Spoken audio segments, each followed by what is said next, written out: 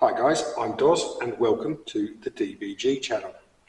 This week's YouTube content is going to look a little different from what we've been doing the last few weeks. Obviously the last few weeks we've had quite a intense focus on BSA servicing modifications, new invented rifles, but what we're going to start with is a quick update on the Mercury XL projects and where we're at with those, and then you won't hear much about those for a couple of weeks because I'm going to focus on what we really should be doing, which is trying to sell you guys the new rifles that you need. So we will be, to give you an overview of what plan is to do this week, and a little bit on the Mercuries now, and then I'm going to select a handful of the new guns that are like my go-tos when people come in for specific types of rifle, and later on, a little bit later on in the week, we will do a in-depth overview of each rifle and a little bit shooting in here, and then over the next couple of weekends I will take one out to the range at Coal Valley, stick a decent scope on it, and we'll do some sort of long range stuff, and I can show you just how good these guns actually are. So yeah, check back in with us later on in the week for some more information on those. We are just now going to have a look at where we're at with the Mercuries. One thing it's important for me to actually say, I've had quite a few people inquiring about how much these are going to be, when they're going to be available, etc, etc.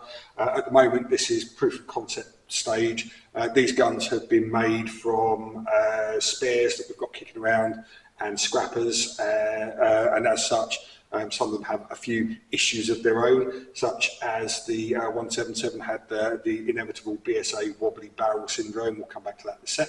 But what I'm going to do is show you where we're at the moment, and we'll just pop a shot through this one so that you can actually see it's a genuine working gun, which is fabulous.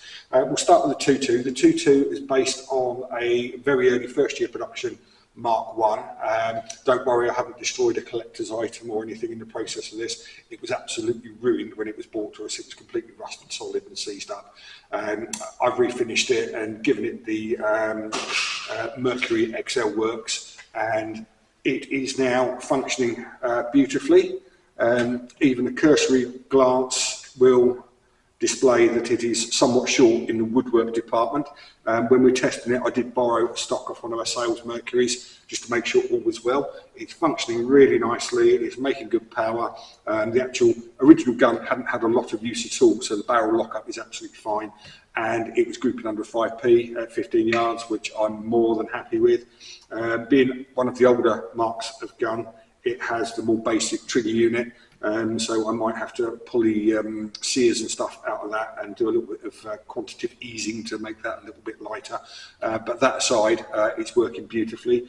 Talking of the lack of woodwork, if any of you guys out there in subscriber land have got a really nice Mark 1 or Mark 2 stock kicking about that you no longer require and you don't want silly money for, then please get in touch. It's going to be much easier for me to do that than to try and find the time to make one, which, given how busy we are in the workshop at the moment, it's probably not looking likely this side of winter.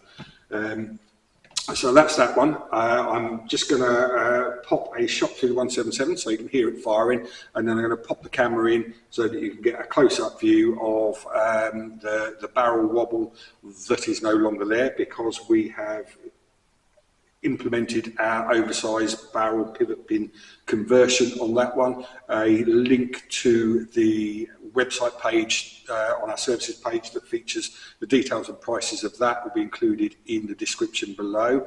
And I have just remembered that I haven't actually brought the pellets to the firing point, so if you excuse me for just 1 sec, I'll leave you to admire the beauty of this while I go and get some ammo.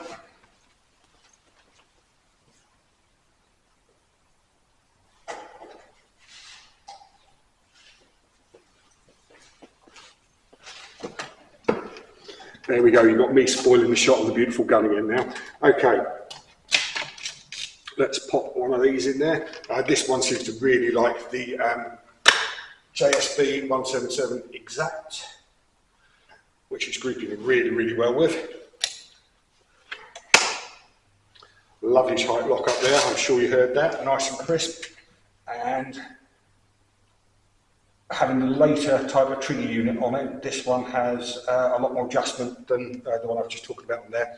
So although it's single stage, you can set this up to be a really light, crisp and predictable trigger unit.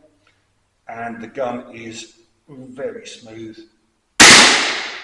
and working really well. Okay, what I'm going to do now is I'll bring the camera in a little bit so that you can get a bit of detail on the barrel lock-up without the wobble, and then we'll do a focused trigger release so that you can see how well that's working.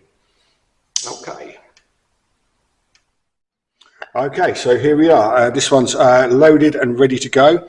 So we'll do a demonstration of the shock release on this. I'll show you the barrel lock-up, and then we'll do another demonstration of the trigger action and shock release. Okay, let me just make sure it's pointing in a vaguely safe direction so it's not going to do any damage at the other end.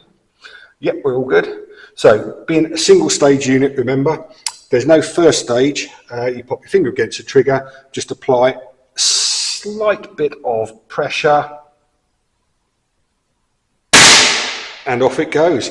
And as you saw from that, there's very little recoil motion as well, which is excellent. Really pleased with how these have turned out.